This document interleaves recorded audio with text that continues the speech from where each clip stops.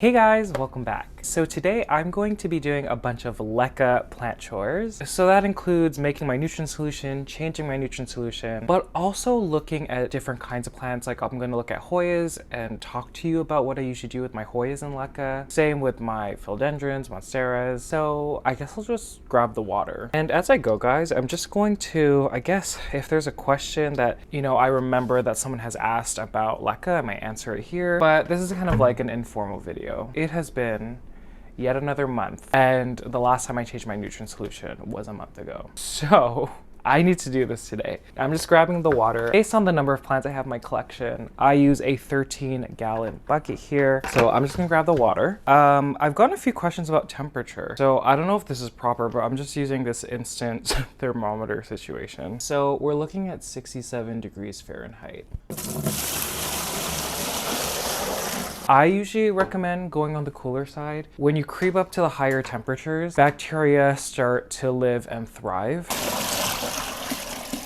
Okay, here's my cart where I keep all my nutrient solutions. And as always, we're starting with CaliMagic. I am using less for the 3-part series currently, just because we're going into winter, and I still dilute them off to the side in separate containers of water, just so the nutrients don't precipitate. And you'll kind of see that if your nutrient solution becomes foggy initially. In goes the CaliMagic. Now the FloraMicro. I don't think I need to use a hard water one. I just have a huge jug of the hard water one. I'm pretty sure the most important ones that you make sure are diluted completely separately is the CaliMagic and the FloraMicro. And now we're doing the FloraGro. Some FloraBloom, some Diamond Nectar straight into the nutrients, RapidStart right into the mixture. Okay, and the last thing is Hydroguard. Now, I mentioned in a plant tour video that you need to use this within the 2 years of this date and within 6 months of opening. I mentioned that, I was gonna keep using it just because it was like maybe a month after the 6-month period. But the last time I changed my nutrients, I had some leftover nutrient solution and there was a foul smell. The only thing that I could think of is because I was using this past the 6 months, I've never had a foul smelling nutrient solution before. I think it's because I was using expired, even though it's not technically expired, Hydroguard. So this is a brand new bottle. I'm gonna open it. And so I'm just putting the Hydroguard straight into the mixture. Oh, and I always write the date so I know. Oh yeah, I forgot. I will put the info right over here. You can pause the video, but this is essentially the same, I think, as my complete guide to LECA and semi-hydroponics with the addition of Hydroguard. I still do get a lot of questions about the concentration of nutrient solution. They have suggested amounts on the bottle, and that's kind of how I started. I think on the bottle, this is like a mild, general purpose, mild vegetative. And so is there a concentration that will cater to philodendrons, that will cater to anthuriums, that will cater to Hoyas? Yes, but you guys have to understand that when we're looking at research and what's out there for indoor tropical plants, it's very limited. I'm only using this concentration, or like the double concentration, I guess, is because it's probably been 3 years that I've been growing plants hydroponically and my plants are happy, so I'm gonna keep doing it. And so yeah, it's hard, but like I would suggest using the mild vegetative growth when you're first starting out. I have seen in other videos that it is recommended that you let the nutrients sit for a little bit. The time range is so different everywhere. Some people say 20, some people say 2 hours. I never do that. Maybe I should, but I never do that. And I forgot to show you what my tap water is like pH wise. So it kind of looks like it's a 7.5. I think. So that's my starting tap water, and I'm just taking some nutrient solution. And after all the additions, we are, what is that? We're sitting at about a 6. Is pH that important? Some will say yes, some will say no.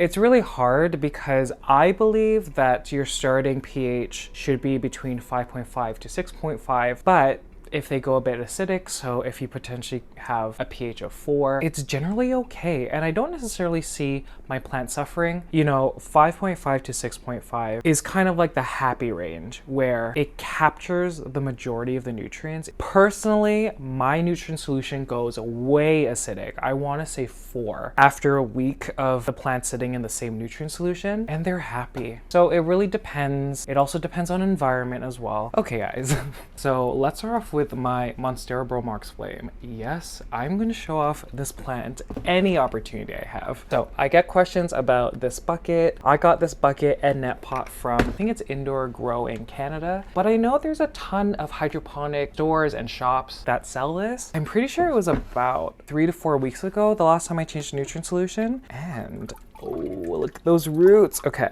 let me show you the roots. So yes, I still get questions. Oh, we are dripping everywhere. So I still get questions about what happens when the roots grow out of the reservoir. You can see that it's happening quite a bit. If we're looking at Monsteras, they don't have an issue with the roots going out of the net pot. So yeah, I usually hit the nutrient solution just where my pinky is. I'm just gonna start pouring over the LECA. And so yeah, Monstera Bromarx Flame. She is just wonderful. And so guys, my Monstera Aurea, we're gonna walk over to her because she's too tall. And what I do is I usually put some nutrient solution in a second bucket here, just so I could take the net pot and just lift it onto another bucket. You'll find when the roots go out of these net pots, you can't put them down anymore to empty the remaining old nutrient solution in the bucket. So I like to carry it to the room, and we'll grab an old towel because, you know, and yeah, we'll go over, we'll say hi to Miss Aurea. I'm not going to show you the new leaf because I want to save that for a favorites video, or is this going after the favorites video? I don't know. Okay, so she's here. You can see that she's really tall. Let's see how the roots are doing. I hope they're doing okay. Okay, y'all can see she has an amazing root system, and oh my gosh, that was hard, guys. Okay, so like I said, I only put a little in here, and like the other one, I'm just watering over. Okay, so let's look at a couple of philodendrons. Of course, Miss Philodendron branchiatum right over here. Oh, I always hit the ceiling with this plant. Oh my god. So she's in a self-watering pot here, and this is the pattern I'm usually seeing with philodendrons. Might just be specific to the branchiatum, but you will often see healthy new root growth growing out of the nut pot into the reservoir, and it tends to stay like that for a while. Do you see that root? Fuji, Kevin, zoom in. Look at that juicy root. So it's been like that for like a month or two already, but there's a turning point usually with philodendrons. Because they're sitting there for too long, they tend to rot. And so there's some roots that I'm pulling off. And at this point, because I'm seeing a lot of new root growth, I do feel comfortable cutting that root off. Even though there's some roots dying, I am seeing more branching above the part where it's dead. I'm just gonna grab some scissors, and like I said, when you cut here, and like I didn't necessarily need to do that because there is new root branching. Do you see those light ones right over here, guys? So those were healthy. So what I'm starting to do with philodendrons when I can is I'm only filling the reservoir up to here, so just so the wicks are touching the nutrient solution, monitor the roots, and if there are the luck is just dropping. If there are roots that are dead, I just cut them off. I'm gonna leave these for now and I'm gonna see what happens because they are healthy and there's a lot. There's one at the bottom here. So let's put it back. Just like that. Okay, that is perfect. So right under the net pot, not touching the net pot. Okay, and Philodendron gloriosum. I think this is one of my favorites. Look, oh my gosh. Wow, love this. So she is in a long self-watering pot. So this pot includes wicks. It includes a spot where you could drain the old nutrients, and I tie the gloriosum down because I did repot it, and also kind of pushes the stems into the LECA so they can root as the plant grows. And so I just remove this and then I pour it out. Do you see it? Okay, yeah. Whoop, the LECA is gonna fall all over the place. Oh my gosh. Oh my god, no! The sachet. Oh my god, this is too chaotic. Oh, Whoa. Oh my God. I really want you guys to see. Look at that root right over there. And there's more roots. Like, I'm looking in the hole. There's so many roots in the reservoir. Okay, let's do an assessment. I'm gonna take the plant tape off because I didn't realize there was so many roots. I'm actually very shocked by this. Okay, see, do you know what I mean? Like, these roots are all sitting in the reservoir, but they're all healthy. Oops. Oh my God, this is so hard to show you guys. They're all so healthy. I'm gonna leave it for now. Maybe there's one here that I could pull. Yeah, that one I can pull. Because there's a lot of root, I'm not gonna fill the reservoir all the way up. This planter has wicking cords, so I'm not gonna fill it up so the window over here is completely full. I'm probably just gonna go halfway. Before I do that though, I do see a new leaf. I'm scared it's gonna get stuck, so I'm just gonna run water in the sink over it. Okay, and we're just gonna water over the LECA. Okay, let's look at one of my Philodendron strawberry shakes that's living in LECA currently. What I'm finding with the strawberry shake in LECA is that the roots will look dead, but they're not actually dead. Like, these are so brown. This is very hard to explain. But do you see how all of this is brown? But when I feel it, they're not dead. And you can even see with this main root, there are tiny branches of new roots. Oh, the LECA dropped. Future Kevin, zoom in. Right over there. New roots. Also right there. It's coming off of a brown root. I'm feeling them, they're not dead. And so, yeah, I mean, none of these are oh, that one looks bad actually. Okay, goodbye. Oh my God, I'm just noticing, look at this, the end of this super brown root. So definitely a sign that the root's not dead. This is one of the strawberry shakes that I propagated, and I put the top cuttings in one pot of LECA. I don't know if y'all can see. Right there, guys. There is a new node situation, growth point happening. Super exciting because it's coming out of this leaf. I usually cut back to the most variegated, so I'm hoping that she'll continue with leaves that look like this. Okay, so I'm gonna hit right below the nut pot. Okay guys, we're moving on to Hoyas. So if you watched my Q&A last week, this is my Hoya Kaimuki. Very similar to the Archibaldiana I showed you in that video. You can see, oop, she's hitting me. She overheard me saying that I want to get rid of her. You can see the leaves are so big. She's on 2 bamboo trellises. She's in a very small pot. And I talked about this before. I hate repotting plants in LECA. And I need to show you what I mean. There is a peduncle right there. Where my finger is, that is a peduncle. That has been there for a year and no movement. And I know that's very common with Hoyas, but this one, the Archibaldiana Pink, and the Archibaldiana Pink, I've had that for almost 3 years now. I just want to show you the roots because this is insane. This is insanity. I can't even, look. Are you kidding me? I'm gonna rotate her. What is happening? So, look at that. That's crazy. Unless there's a lot of rot, I don't touch this. This is fantastic. Look at this. Oh my God, the LECA. Oh, she's dry, but the roots feel still moist, and you can see a lot of new white roots right over there. So I've said before, with Hoyas, if they have a big root system already, I fill the reservoir just under the nut pot, just like philodendrons. If it didn't have a big root system, I would go a bit higher in the nut pot. But because these will be like kind of submerged in the LECA, I might put a little less. We'll see. Okay, let's talk another Hoya. So this is my Hoya Gray Ghost. Beautiful silver leaves, guys. Look at this. Look at these. Like, are you kidding? I think I might have to propagate, and I don't want to, this part over here. Because remember, a few months ago, I think, I was talking about this leaf and how it has a pointy end. Do you see that? I thought it was just a one-off, but look at the new leaf.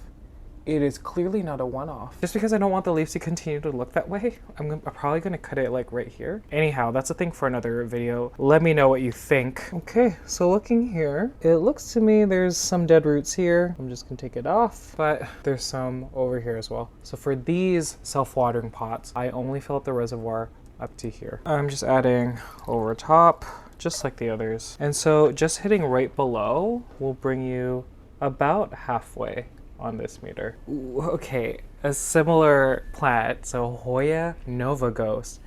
Look at this. It's just trailing. It's doing her thing. Look at these leaves. Are you kidding me? Oh. So this one, I don't think has any roots growing out of the reservoir. So there's nothing. And even if I look here, I don't see anything. I'm just gonna fill just a little bit up here. Okay guys, I want to talk Alocasia for a little bit. I only have one that has been living in LECA for a little bit. That's my Alocasia golden bone. She's in one of these big buckets here. And then I have those two baby silver dragon and black velvet. In my experience, Alocasias hate when their roots grow out of the net pot into the reservoir. And I'll show you with my golden bone, just because there's definitely a lot of squishy roots there. This is my baby, guys.